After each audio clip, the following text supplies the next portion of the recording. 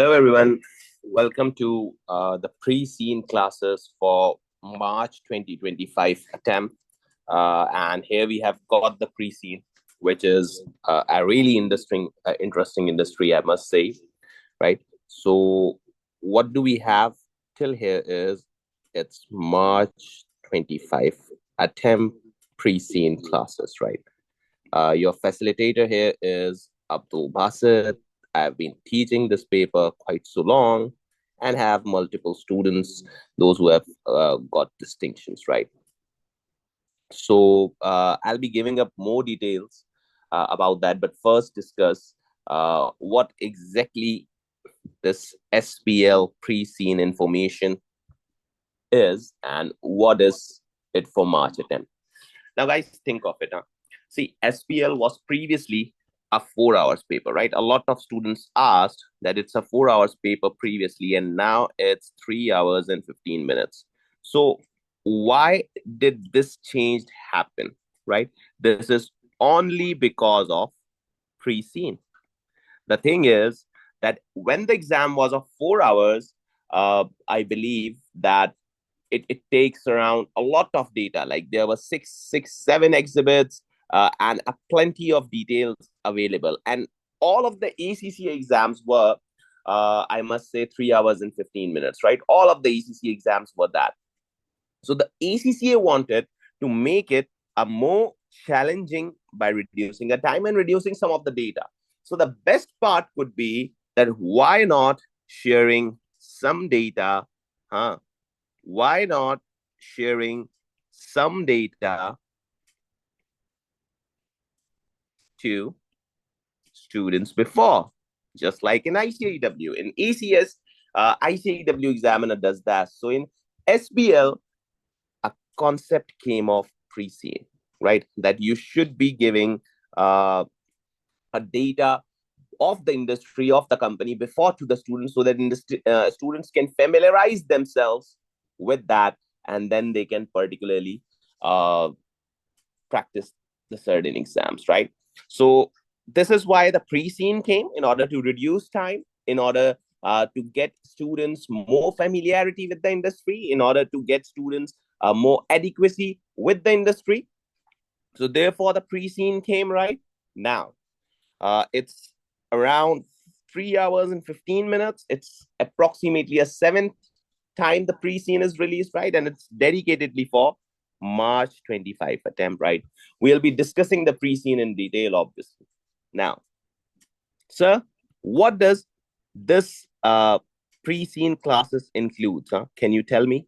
So, yeah, let's discuss this pre-scene classes. See, all my students, those who are registered or aren't registered yet,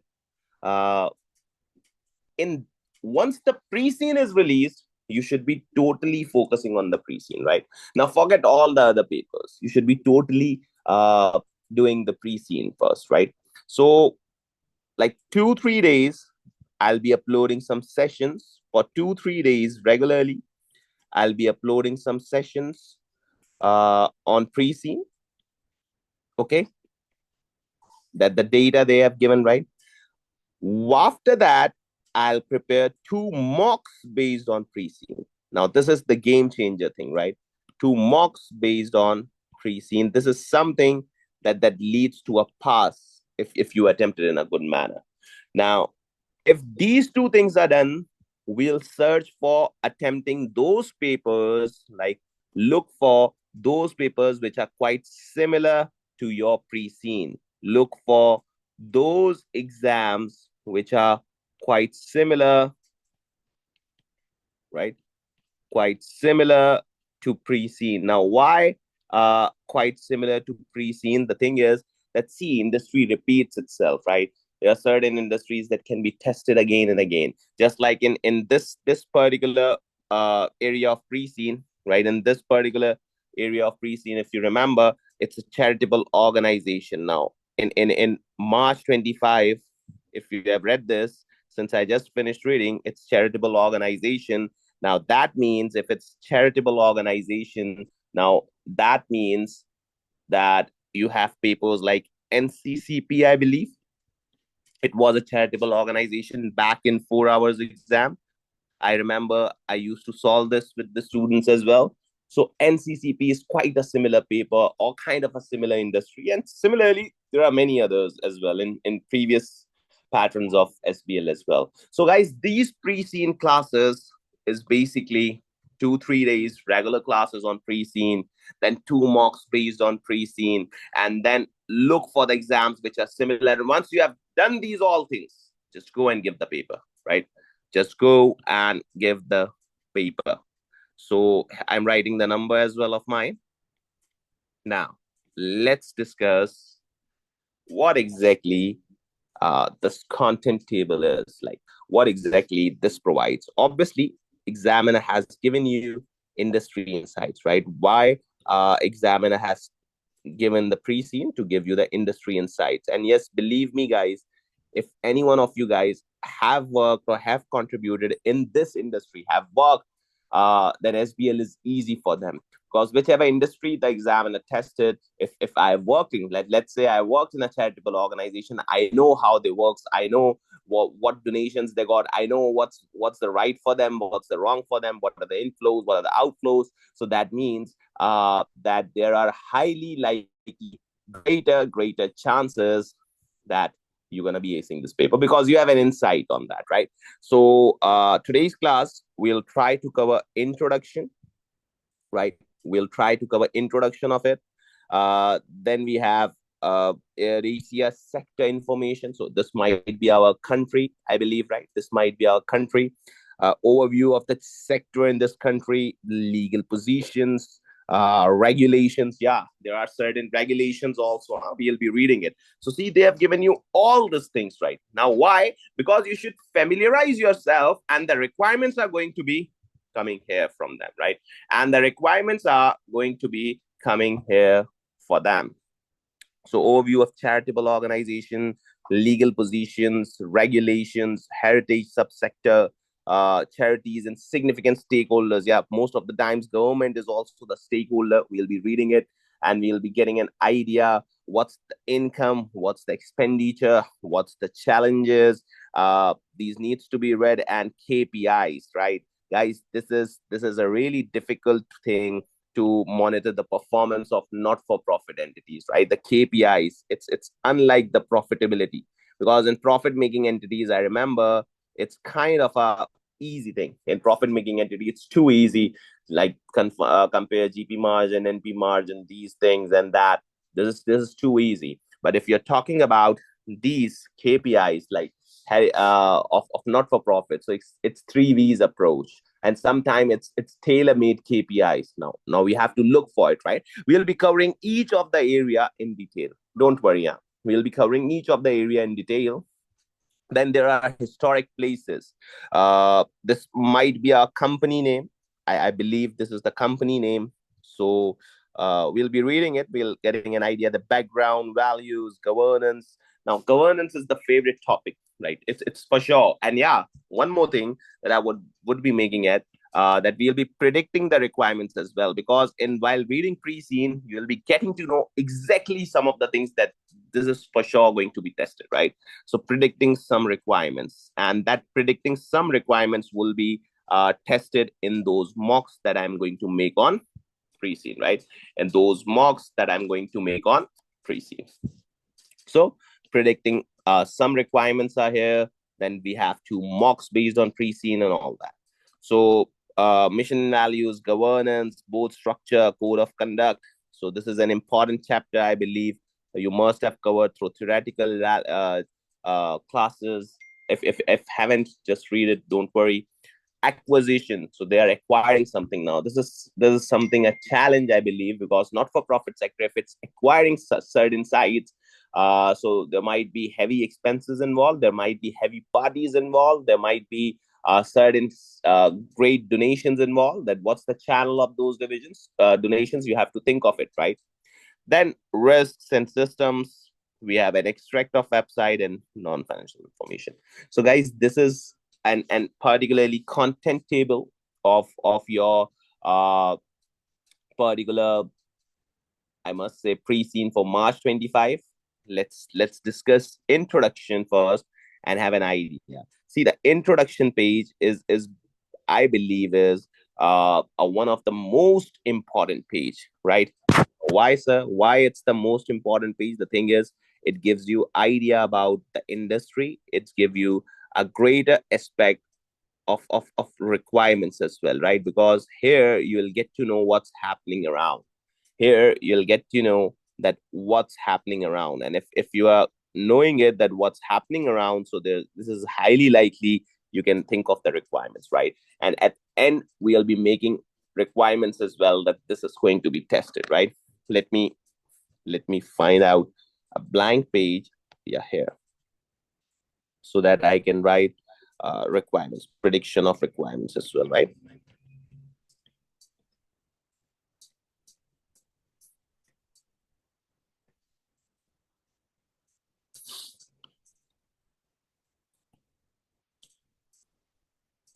Yeah. So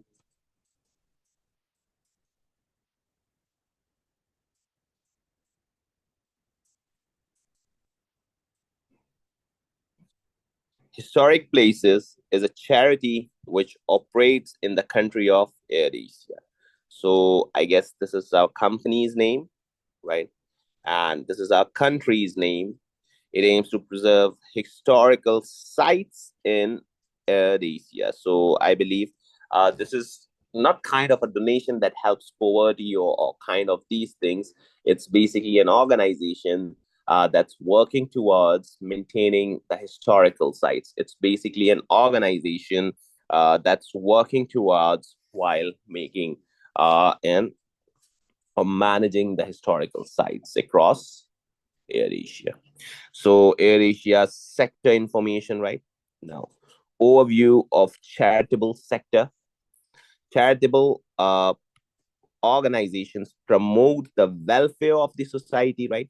Charitable organization, charities, welfare of the society and public interest. Yeah, see, they are not working for profits; they are working for public interest. This is what making it difficult to monitor the performance, right? This is what makes difficult to monitor the performance. The thing is that they are working for public interest. You cannot identify like how much interest they have satisfied and how much they haven't, right? So monitor performance here is difficult. They carry out many different activities, including helping the sick and disabled, okay, and providing poverty relief and education, preserving history, and campaigning on issues affecting society. So that means they are kind of a normal charitable sector. It's just not maintaining the old historic places, but they work for activities including with sick, helping the sick and disabled, providing poverty, relief, education, and preserving history and campaigning issues affecting society. Right? Now, see, uh, making or going for a particular charitable organization, they have different and they have subjective objectives, right? They haven't got objectives which are very easy to determine. They have a subjectivity involved. Now, let me give you an example. I used to work at a profit making entity, but that profit making entity has a subsidiary which was not for profit making entity. Right now, think of it. Now, listen of it. That profit making entity has a subsidy. Now this is my personal experience, right? Entity, and this is what I bring, right? While teaching this paper, I give you the insights of the corporation. So profit making entity, they have a subsidiary which is not for profit. Now I'm giving you an example that how particularly there's a subjectivity involved. So what the subsidiaries work was, rather than relieving of the poverty or any of the things which are understood as a charity, the thing is they work for maintaining roads, right? Roads across remote areas. So remote areas, there are certain remote areas in Pakistan where are no roads at all. So this not for profit entity used to make up walls, the bricks not exactly the road which is used in types of cars, but the roads based on bricks. They used to make it, right? Similarly, another issue in the area that this not-for-profit entity used to resolve was infections, like eye infections, lung infections, any infections through medicine or through any sort of medical relief they could bring. Now, see, they are not just donating the money, right? Now, so how this entity was funded? How this entity was funded? This was funded on a criteria that the parent company on a criteria that a parent company would denote 1% of PAT every year to this subsidiary. And through this 1% of PAT, they'll manage these functions. And there's an other function as well, like if any employee of the parent company, employee of parent company, if gets sick or they haven't got enough funds to resolve, so employee of parent, they also used to go to, like let me give you an example. Like if there isn't someone who's working in this profit making entity but not earning well or not have the good financial numbers with them, and they have some severe concerns with their health, so they used to write an application. This was diverted to this, and it's one of the objective was to support employees as well, right? Now, see, how this not for profit works is it's totally a subjective manner. There are certain governance guidelines in the profit making entity, but in not for profit making entity, the all governance guides are the sectors that have made them, right? So I'm not saying that this is tested in the not for profit entity or in this pre scene, but the thing is that I used to give you these insights because I've worked and I know exactly what's happening in the industry and how they used to work, right? So this is how this pre-scene needs to be covered with relevant examples and what exactly is going in the inside as well. And in fact, if you have worked every year, you can share your examples with me, right? Please share your examples as well of whoever is seeing. I'm posting this class on YouTube. Whoever is seeing this particular uh, podcast of mine or this video, you can exactly share your examples, my numbers with you as well, and I'll be writing that in the end, right? So they have a work on relief, education, history, campaigning, and issues affecting society. Now, funds through various methods, yeah, just like what the my entity used to do is 1% of PAT is the fund of that, right? Now, this entity includes donations by those who support their work and commercial activities. The charitable sector includes large national charities and small charities which operate on a single site. Now, see, this is the industry that you can be either the large charitable industry, or you can be a national charity that's particularly to the company. Now, this is not the company yours, right? This is about the industry, like what's exactly happening in AirDacia sector's charitable organization. And you can be smaller charities as well, right? And you can be smaller charities as well. And you also be remembering that this is a volunteer work, right? You don't have the payroll or kind of these things here. Now, legal positions. So one more thing, guys, there are certain politicians involved, governments involved, so there are kind of legal issues that needs to be taken care of in it, particularly to this, right? So charitable legal position. Now, charities in AirAsia are often set up as companies limited by guarantee. So, this is a company as a limited liability or limited by guarantee. A company limited by guarantee does not have any shares or shareholders, right? It is underwritten by guarantors, right? So, no shareholders. Kindly note these points, right? I'm writing for you, no shareholders. In fact, they have guarantors, right? They have guarantors, no shareholders, and they have guarantors. Okay, who pay for the specified amount of money to help settle its debts only in the event of insolvency. Now, surpluses are not distributed to the guarantors but invested in the charity. Now, this is the main line which every one of you have thought, that the balance that they got to have in their accounts after doing all the activities shall be distributed to the guarantors. Guys, it's not the profit making.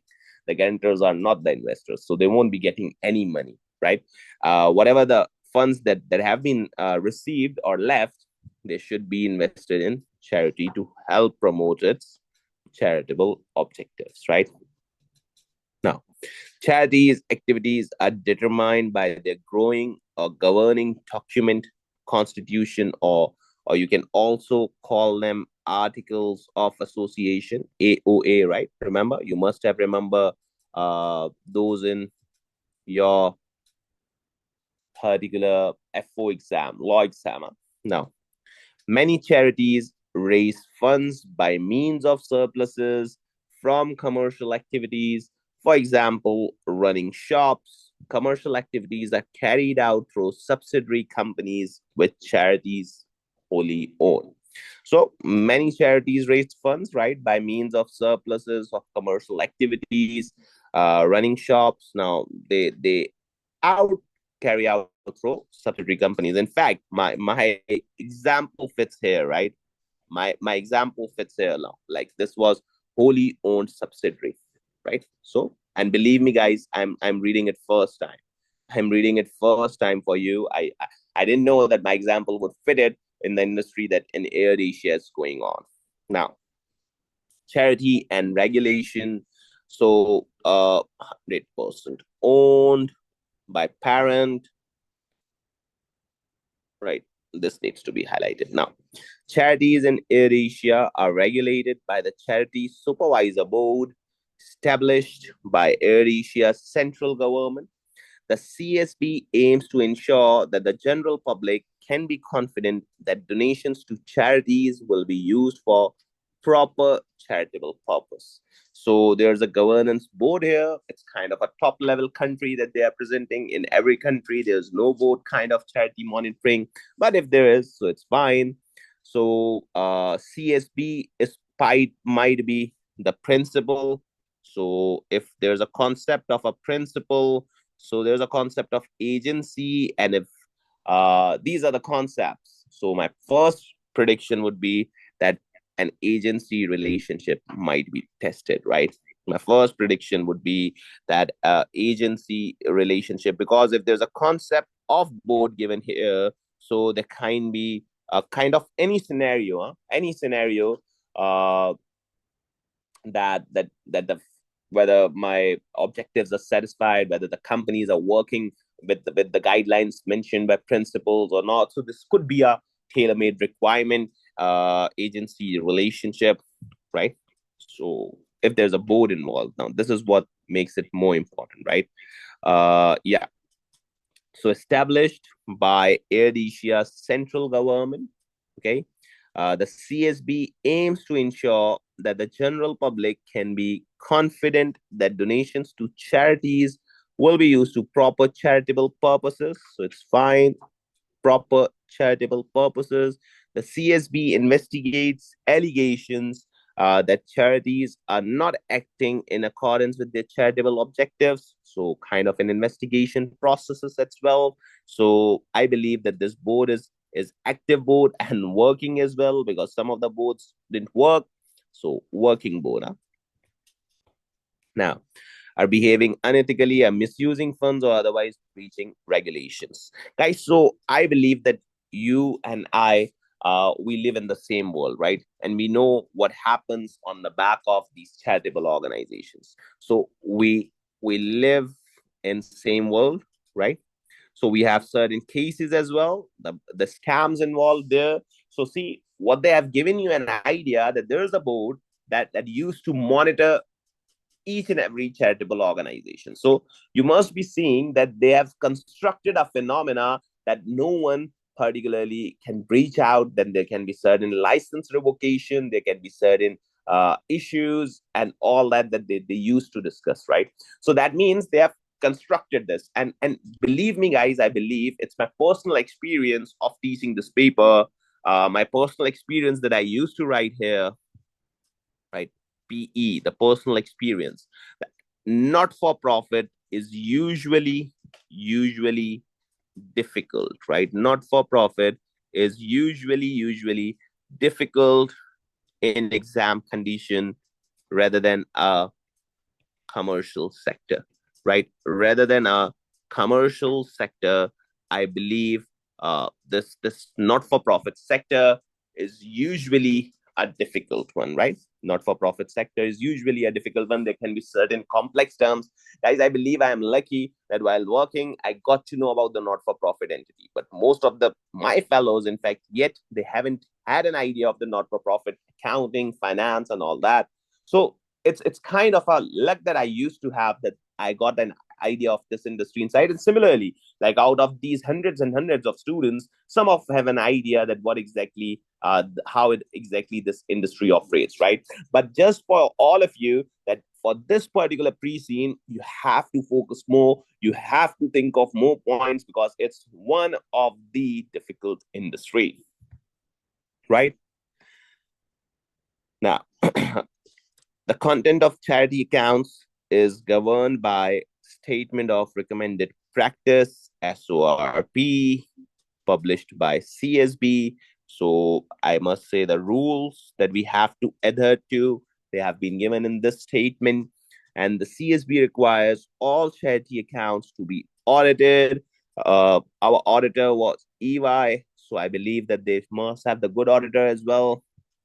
Larger charities whose annual income exceeds $10 million needs to report on internal control and risk management systems.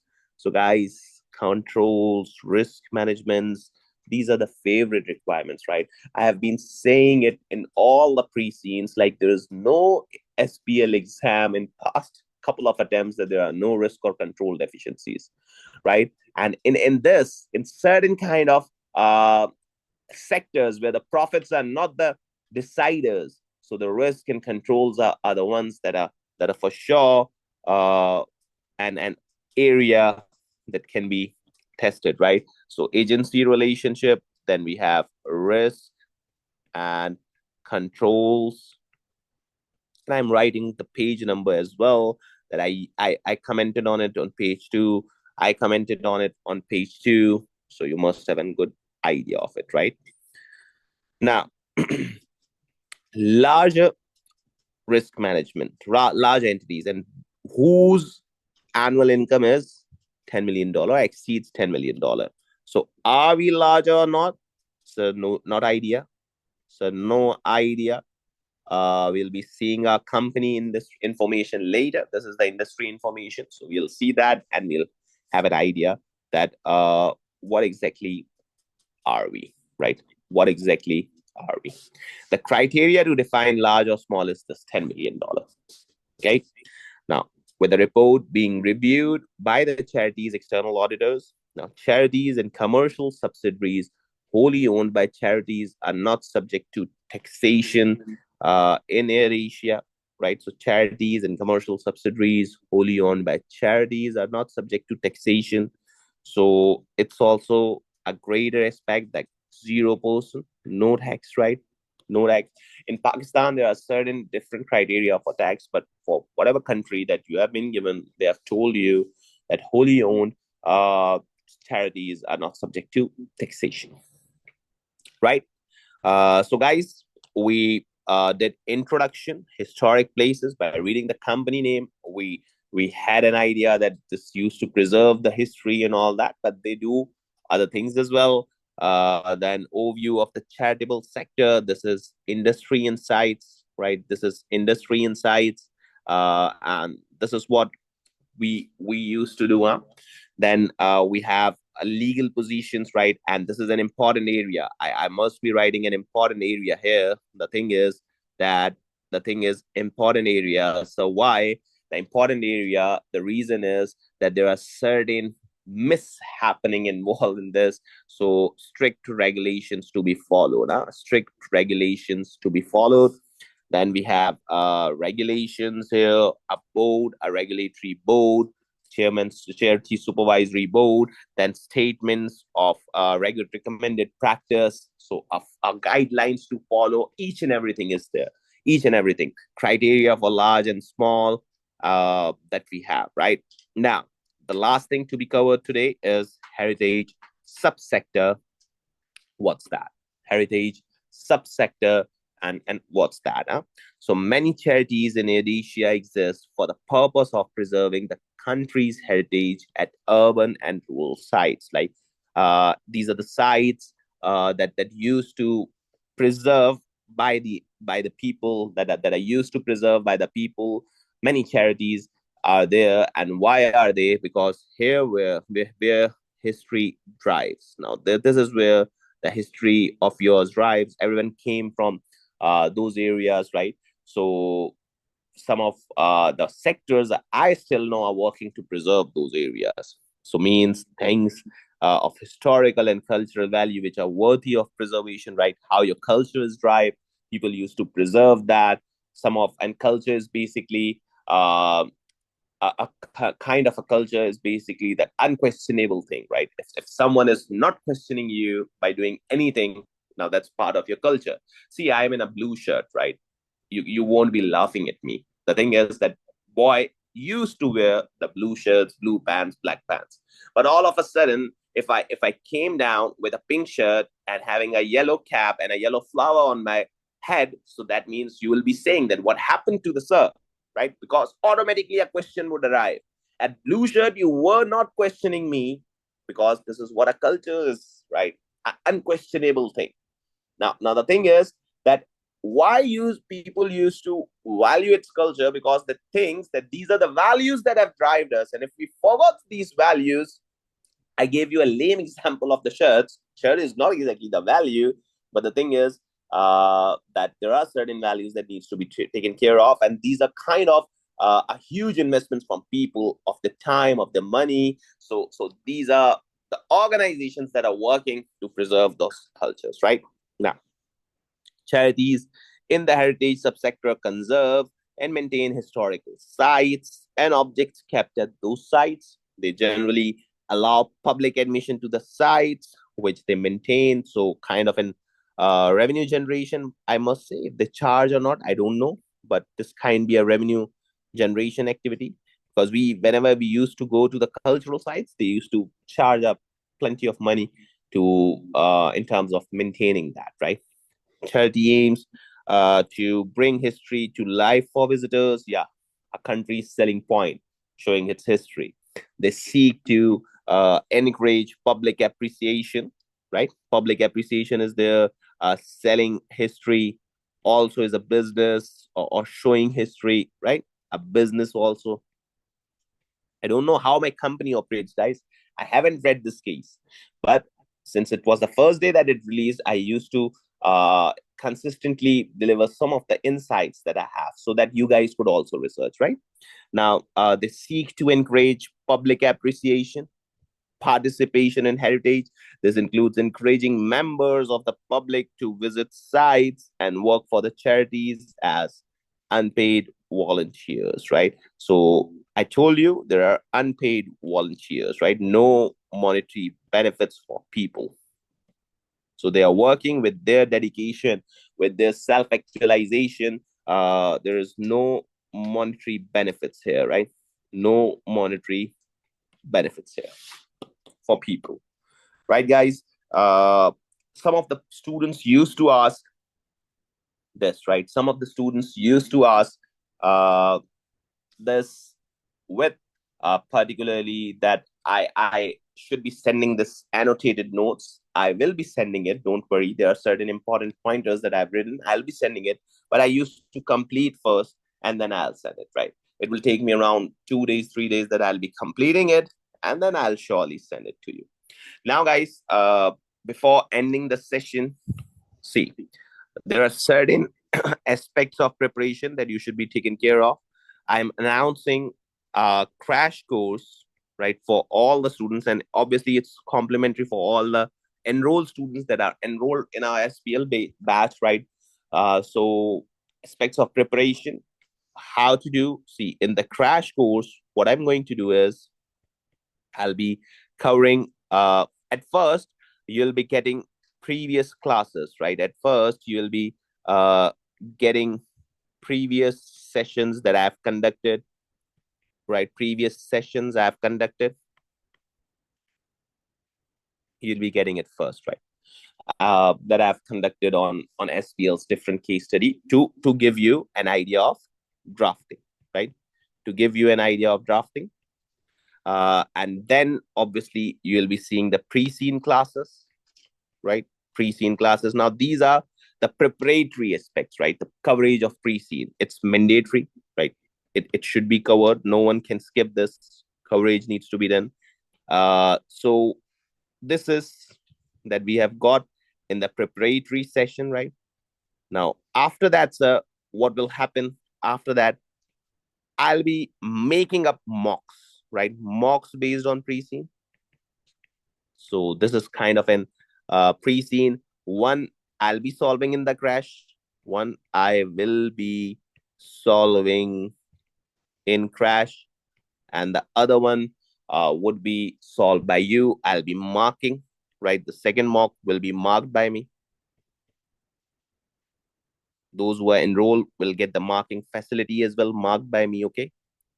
Now, once these are done, we still would have time. We'll do other not-for-profit organizations exam, just like NCCP. I remember there was one more exam. I remember I must say that not-for-profit have been tested twice when the exam was of 4 hours, like NCCP, and I must say Optima, or kind of a particular question I have with me. I've been teaching this paper the day from this paper has released, so don't worry. So I have all the sets of the previous papers. So NCCP and one more paper, we'll be doing it. You can do it by yourself. And after that, reading of examiner answers. See, reading of examiner answers, I believe, are important. This sets the tone, right? This sets the tone